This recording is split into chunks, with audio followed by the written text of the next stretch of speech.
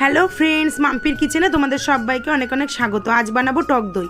তার জন্য প্রথমেই একটা বাটির মধ্যে 500 ml দুধ নিয়ে ভালো করে গ্যাসে জাল করে সেটাকে হাফ করে নেব, মানে 300 ml মতো করে নেব।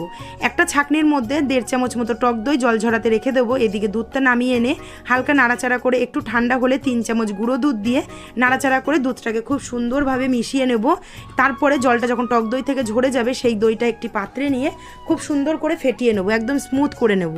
তারপর সেখান থেকে ওই উষ্ণ দুধের মধ্যে টক দইটা মিশিয়ে খুব ভালো করে যেই পাত্রে দই ফেটিয়েছিলাম সেই পাত্রের মধ্যে সমস্ত হাত সমানো গরম থাকবে তখনই কিন্তু ঢেলে দিতে হবে।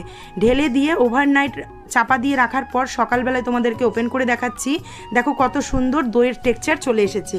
ফুল ভিডিও দেওয়া আছে মাম্পির কিচেনে। আশা করছি এরকম টক দই অবশ্যই কিন্তু তোমরা বাড়িতে একবার হলেও ট্রাই করো, আর আমাকে কমেন্ট করে জানাতে ভুলো না আমার ভিডিওটা তোমাদের কেমন লাগলো।